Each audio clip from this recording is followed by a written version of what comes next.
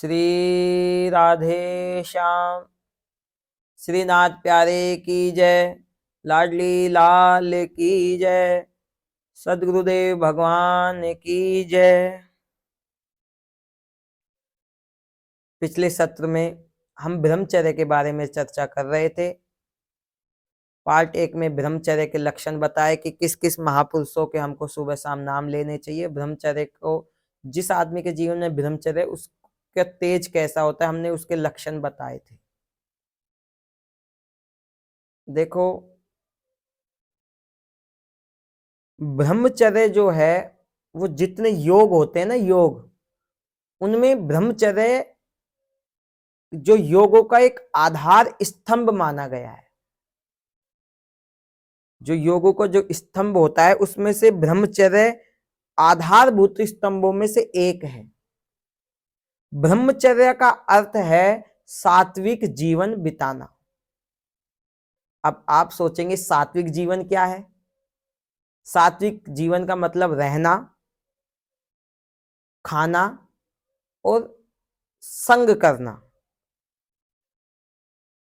देखिए, जब हम अच्छे लोगों के साथ रहेंगे, सात्विक भोजन करेंगे और अच्छे लोगों की संगति करेंगे, ये जब तीन चीजें हमारे जीवन में आएंगी, सीधा सीधा अर्थ है जब हमारे शुभ विचारों से जो अपने वीर्य को रक्षण करना, जब हम ये सब चीजें तीनों चीज जीवन में उतारेंगे ना, अच्छा खाएंगे, अच्छे लोगों की संगति करेंगे और अच्छी विचार मन में लाएंगे, तो हम उससे हमारा शुभ विचारों से अपने वीर्य का जो रक्षण करता है। विचार क्या है? आप बोलेंगे विचार कैसे? विचार, हम मोबाइल चल रहे हैं, मोबाइल गलत चीज नहीं है, लेकिन मोबाइल में हम वो उटपटांग चीजें देखेंगे जो हमें नहीं देखनी चाहिए। हम कथाएं सुने, आजकल हम मोबाइलों में कोई देखेंगे तो हमें फालतू की चीजें ज्यादा नजर आएंगी, आती हैं, पर हमको वो नहीं देखनी है। हमें देखना है भगवान के भजन, हमें भगवान के अध्याय। आजकल तो मोबाइल में आप सब कुछ देख सकते हैं, कई चीजें हैं जो आपको पढ़ना हो, रामचरितमानस, सुंदरकांड। और मैं तो कहता हूं जो बच्चे पढ़ने वाले उनको सुबह शाम हनुमान चालीसा का पाठ करना चाहिए और हफ्ते में एक दिन सुंदरकांड जरूर करनी चाहिए। देखो, महापुरुष ही जब कृपा करेंगे ना, हनुमान जी कृपा करेंगे, जब भी हमारे जीवन में ब्रह्मचर्य आ सकता है। अब आप सोचेंगे विचार क्या है? विचार का ध्यान है, हमें मोबाइल में गंदी चीजें नहीं देखनी है, भगवान का ध्यान करना है और हमें अच्छी विद्याएं ग्रहण करनी है, कुसंगति से दूर। देखिए, दुर्जन व्यक्ति, चाणक्य जी कह रहे हैं, मैंने पहले भी इस बात पे बोला हूं कि सांप तो आपका काल आएगा जब आपको डसेगा, लेकिन दुर्जन व्यक्ति आपको बार बार, जब जब आप दुर्जन व्यक्ति के पास बैठोगे वो आपको डसता जाएगा। देखो, यह वैदिक धर्म वर्ण आश्रम का पहला आश्रम है। देखो, 4 प्रकार के आश्रम होते हैं। एक तो आश्रम हो गया, गृहस्थ आश्रम हो गया, वानप्रस्थ आश्रम हो गया, ब्रह्मचर्य आश्रम हो गया, संन्यास आश्रम हो गया। देखो, आप ब्रह्मचर्य गृहस्थ में भी रख सकते हैं। जो एक पत्नी से रिश्ता रखता है ना, वो भी ब्रह्मचर्य है, लेकिन भोग की दृष्टि से नहीं, बस अपने वंश परंपरा के हिसाब से, वो भी ब्रह्मचर्य है। और हमारे शास्त्रों में तो लिखा गया है कि हर चीज का एक समय होता है, हम भोगी नहीं बनना है हमको, हर चीज का समय। गृहस्थ आश्रम बुरा नहीं है, कई संतों ने गृहस्थ आश्रम में भगवत प्राप्ति करी है, लेकिन उस गृहस्थ आश्रम को सही नियमों से, सही दिशाओं से चलाना चाहिए। अब हम शादीशुदा हैं, ये हम पुरुष मात्र के लिए नहीं बोल रहे हैं, ये मैयाओं के लिए भी है। जो शादीशुदा पुरुष हैं, जब सीता मैया जब अनुसैया के पास जाती है, तो जब अनुसैया जी ज्ञान देती हैं, वही रामचरितमानस में कहती हैं कि जो शादीशुदा पत्नी है उसको अपने पति के अलावा किसी के बारे में सोचना ही नहीं है। और जो पति है उसको पत्नी के अलावा नहीं सोचना। एक पति से रिश्ता रखने वाले पति पत्नी भी ब्रह्मचर्य होते हैं, और वो पतिव्रता नारी भी होती है। देखो 4 आश्रम मैंने आपको बताया, गृहस्थ आश्रम, वानप्रस्थ आश्रम, ब्रह्मचर्य आश्रम और संन्यास आश्रम। ये वैदिक धर्म है। वर्ण आश्रम का पहला आश्रम है, 24 वर्ष की आयु तक होता है। जो वर्ण आश्रम होता है, वर्ण आश्रम जो 24 वर्ष तक की आयु में होता है, इसमें विद्यार्थियों की भांति जीवन के लिए उसको शिक्षा ग्रहण करनी चाहिए। ये हमारे, मैं नहीं कह रहा हूं, ये ऋषि मुनि कह रहे हैं। ब्रह्माचार्य से कठिन असाधारण ज्ञान भी प्राप्त हो सकता है। साधारण तो हो ही जाता है, जो बड़ा दुर्बल कठिन हो वो भी ब्रह्मचर्य से ज्ञान प्राप्त हो सकता है। हमारी भारतीय परंपरा में वैदिक काल में और वर्तमान में सभी संतों ने जो भगवत प्राप्त आचार्य हुए हैं, गुरुतुल्य जो आचार्य हुए हैं, उन्होंने इसका अनुसरण भी किया है। सुखदेव जी ने कहा ज्ञान प्राप्त किया? बचपन से ब्रह्मचार्य थे। नारद जी ने भी देखो ब्रह्मचार्य थे, कितना ज्ञान था। सनन सनंदन कुमार को कितना ज्ञान था, हनुमान जी को कितना ज्ञान था। ज्ञान ग्रहण तो किया, लेकिन असाधारण ज्ञान भी साधारणता से उन्हें मिल जाता है। ये है ब्रह्मचर्य से, क्योंकि ब्रह्मचर्य से तेज बढ़ता है आदमी की सोचने की और पढ़ने की, उसकी आज की भाषा में बोले तो उसकी मेमोरी बड़ी कैचिंग पाउडर की हो जाती है। ब्रह्मचर्य हमारी जिंदगी में जितना जरूरी है, ब्रह्मचर्य हमारी जिंदगी में जितना वायु ग्रहण करता है, ब्रह्मचर्य हमारे जीवन में जितना वायु ग्रहण करता है, उतना ही जरूरी ब्रह्मचर्य को पालन करना है। जितनी हमको वायु ग्रहण करने की आवश्यकता है ना, उतना ही हमको ब्रह्मचर्य का पालन करने की आवश्यकता है। इसको करने से हजारों वर्ष पहले जो मुनि हुए तब करते थे, इसके करने से वो सर्व सुखी हो गए। सर्व सुख का मतलब है आत्माराम।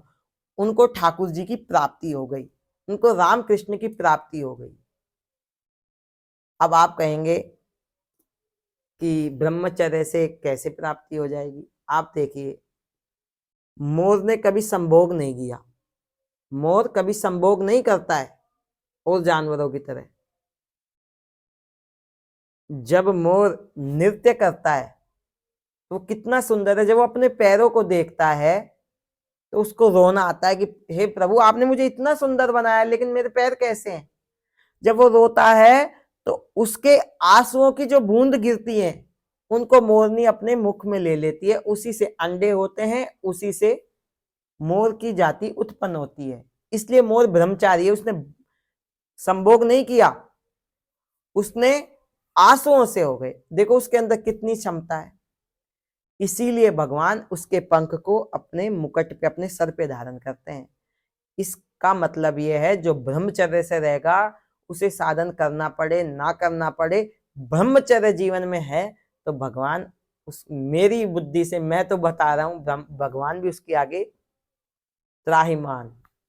क्योंकि ये विधाता का लेख ही जिसने बदल दिया, तो भगवान भी सोचेगा कि मैंने ये चीज पे तो, काम पे विजय पाना तो बहुत बड़ी बात है, पर इसमें जिसने विजय पा लिया उसके आगे तो भगवान उसको प्रेम क्यों नहीं करेगा? भगवान बताइए। मैंने बताया था ना, आश्रम में गृहस्थ आश्रम, वानप्रस्थ आश्रम, ब्रह्मचर्य आश्रम, संन्यास आश्रम, 4 प्रकार के आश्रम होते हैं। जो मनुष्य प्राणी जिंदगी भर अविवाहित रह करके एक कठोर साधना करे, उसका समान सादा जीवन विचार करे, ब्रह्मचर्य का पालन करे, और मन से भी करे और तन से भी करे। अब तन से तो ब्रह्मचर्य का पालन कर रहा है, मैं किसी के ऊपर क्यों बात बोलूं। मैं यहाँ पे रह रहा हूं जंगल में, मैं तो, अब बाबा जी के पास, बाबा जी तो बहुत ब्रह्मचारी है, मैया को घुसने नहीं देता है कुटिया में। तन से तो मैं ब्रह्मचारी हूं, लेकिन मैं मन से कितना ब्रह्मचारी हूं। मैंने पिछली वीडियो में बताया था ना कि 5 बताए थे आंख वगैरह से, उसको सुनना। कि मैं तन से कितना ब्रह्मचारी हूं। हम भजन कर रहे हैं, भजन करने से हम पाप कर नहीं रहे हैं, पाप कर नहीं रहे हैं, लेकिन पाप करने की जो मन में इच्छा हो रही है वो खत्म नहीं हुई।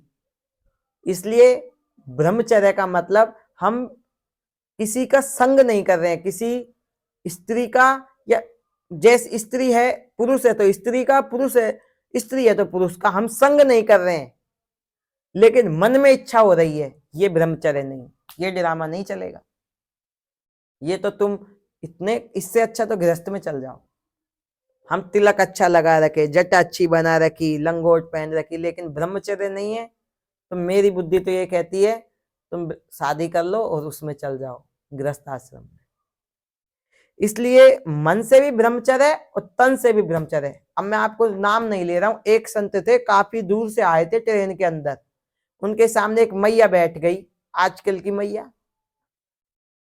अब मैया तो मैया ही भाई, मैया के आगे हाथ जोड़ के ही रहना चाहिए। उस संत ने उस मैया के चरण को देखते देखते 2-3 दिन का, 20-25 घंटे का सफर बिता दिया, चरण से ऊपर नहीं गए। इसे कहते हैं मन से भी और तन से भी। अब हम ब्रह्मचर्य तो हैं, हम तन से तो ब्रह्मचर्य निभा रहे हैं, पर मन से हमारा ब्रह्मचर्य खराब है, अभी हम कहीं जा रहे हैं तो हमारी बुद्धि खराब हो गई, ये नहीं। ये ड्रामा से अच्छा है तुम मत करो, ये इससे अच्छे तो गृहस्थ में चल जाओ। हाँ, साधक पढ़ने वाले बच्चे के लिए भी मन से और तन से दोनों से रहना है। आज हम सोचते हैं हमारे बच्चों की बुद्धि क्यों नहीं चल रही है, तो हम जाते हैं किसी ज्योतिष के पास। हम ज्योतिष का विरोध नहीं कर रहे हैं, पर हकीकत बोलनी है। ज्योतिष से हमारे बच्चे का नाम राकेश है, पवन है, कुछ भी नाम है, इनका पढ़ाई में दिमाग नहीं चलता, ज्योतिष देखेगा हाथ, हाँ इसका नाम नहीं चल रहा, पहले तो दक्षिणा लगेगी, इसको मूंगा पहना दो, इसकी बुद्धि चलेगी, इस पे ये कर दो, इसकी बुद्धि चलेगी, इसको ये मंत्र का जाप करा दो। अरे भाई, बुद्धि चलने से पहले उसकी बुद्धि स्थिर तो लगा दो। उसकी बुद्धि कहाँ चल रही है? उसकी बुद्धि तो हाई हेलो में चल रही है, उसकी बुद्धि मोबाइल में चल रही है, उसकी बुद्धि भगवान में जोड़ दो, ब्रह्मचर्य बना दो, कोई ग्रह की जरूरत नहीं, कोई कुछ नगीना पहनने की जरूरत नहीं है, मैं गारंटी ले रहा हूँ, ब्रह्मचर्य बन जाओ, तन से भी और मन से भी। इस प्रकार ब्रह्मचर्य का पालन शरीर से भी करना चाहिए और मन से भी करना चाहिए, वो ब्रह्मचर्य होता है। कुछ भी कर सकता है ब्रह्मचर्य, कुछ भी कर सकता है, किसी भी कार्य को पूरा कर सकता है। ब्रह्मचर्य के पास इतनी ताकत होती है, कुछ